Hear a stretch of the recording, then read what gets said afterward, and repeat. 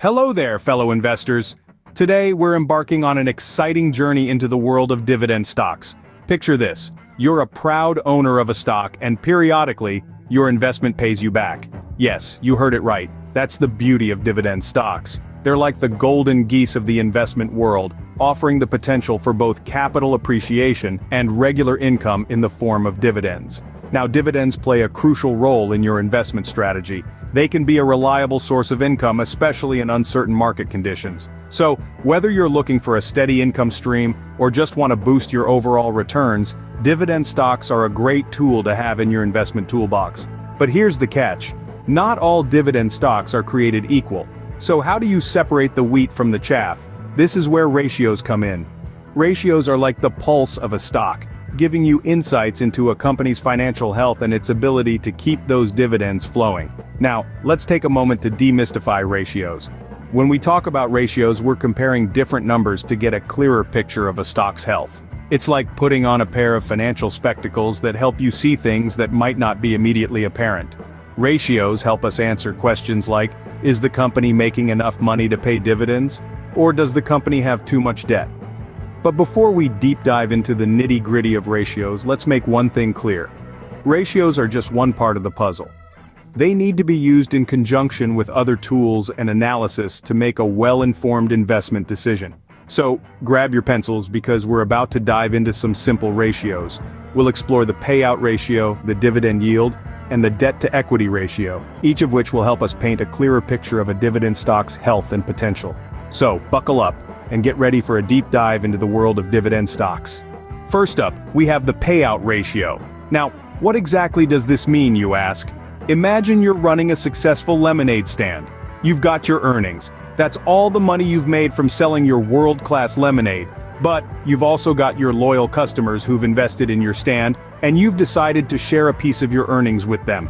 That's your dividend. Now, the percentage of your earnings that you're sharing with your investors, that's your payout ratio.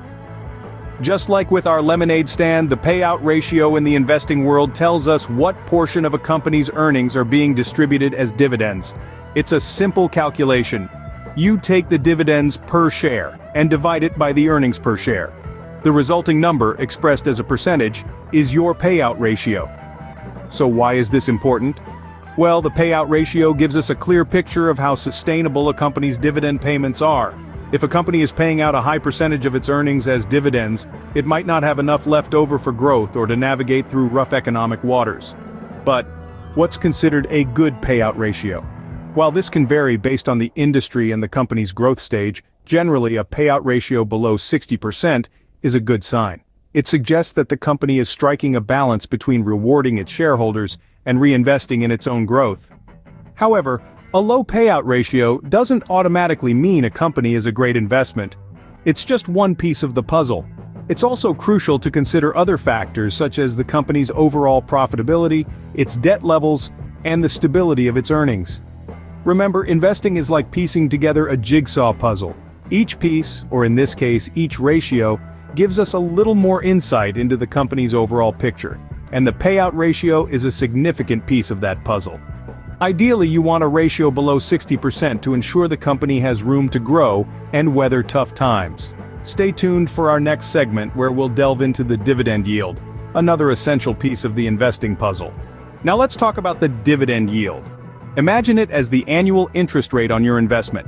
It's a ratio that shows you how much bang you're getting for your buck in terms of dividends. It's calculated by taking the annual dividends per share and dividing that by the stock's current market price. The result is then presented as a percentage. This percentage is your dividend yield. The higher the better, right? Not so fast. While a higher yield can be more attractive, it's essential to understand that it's not always a sign of a good investment. Sometimes, a high dividend yield could indicate that a company is in trouble. It could be that the stock price has fallen due to poor performance or uncertain future prospects, which would increase the yield. So, a high yield isn't always a good thing, and you need to do your homework. Look at the company's earnings and cash flows. Are they stable? Are they growing? If the answer is yes, then the high dividend yield could be a sign of a company that's generous with its profits. But if the earnings and cash flows are volatile or declining, then the high yield could be a warning sign. It's also important to compare the dividend yield with other companies in the same industry. If a company's yield is significantly higher than its peers, it could be a red flag. Remember, if something seems too good to be true, it probably is. Lastly, consider the company's payout ratio. If it's too high, the company might be paying out too much in dividends and not investing enough back into the business. This could jeopardize future growth and the sustainability of the dividend payments. So when you're evaluating the dividend yield, don't just look at the number. Dive deeper. Understand what's driving the yield and whether it's sustainable. A higher yield is great, but be cautious. Extremely high yields can sometimes signal trouble. Moving on to the debt-to-equity ratio. This vital tool, dear friends, is akin to peeking into a company's financial closet. It's a way for us to compare the amount of debt or borrowed money a company has to its equity, essentially the value of ownership in the company. Picture it like this. Imagine you're lending money to a friend. Would you rather lend to a friend with a mountain of existing debt or one with a clean slate? Most of us would choose the latter. In the same way, a company with a lower debt-to-equity ratio is generally considered a safer bet for investors. But why is this ratio so important? Well, it gives us a snapshot of a company's financial leverage. In simpler terms, it shows us how much of the company's operations are financed by debt versus their own funds. High debt can be a sign that a company is over-leveraged, making it riskier. On the other hand, a company with lower debt levels may have more financial stability and thus a better ability to keep those dividends rolling in. Now, don't get me wrong, a certain level of debt isn't necessarily a bad thing. In fact, debt can often fuel growth, allowing companies to invest in new projects or expand operations. But like a delicate souffle, the key is balance. Too much debt can lead to financial instability, and in the worst-case scenario, bankruptcy. So when looking at the debt-to-equity ratio, lower is generally better. It's a sign of a healthier financial structure, indicating that the company isn't over-reliant on debt to fund its operations. And for us investors, a lower ratio can reduce the risk of dividend cuts, helping us to sleep a little better at night. Remember, ratios are just one piece of the investment puzzle.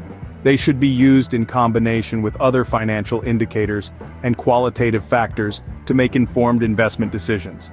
Lower ratios are generally better, indicating a healthier financial structure and reducing the risk of dividend cuts. And there you have it, folks. We've navigated through the labyrinth of ratios and surfaced with some invaluable nuggets of wisdom.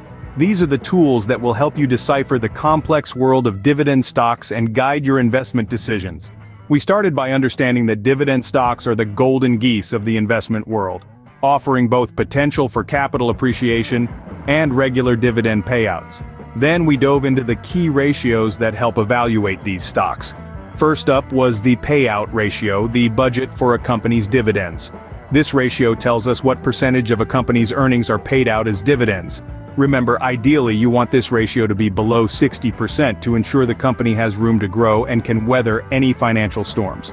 Then, we explored the dividend yield, the interest rate on your investment. This ratio shows the annual dividend income as a percentage of the stock's current price.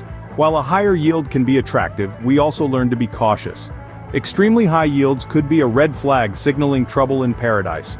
Lastly, we discussed the debt-to-equity ratio, the financial health check of a company. This ratio compares a company's debt to its equity. Lower ratios are generally better, indicating a healthier financial structure and less risk of dividend cuts. So, there's our journey in a nutshell. Ratios are your financial magnifying glass. They help you zoom in on the details and see the bigger picture when it comes to dividend stocks. They are not just numbers, but insightful guides that can lead you to promising investment opportunities. Remember, a healthy mix of these ratios can guide you towards stocks that not only pay dividends, but also have the strength to keep those payouts coming. So, take these tools, apply them, and navigate your investment journey with confidence. Happy investing!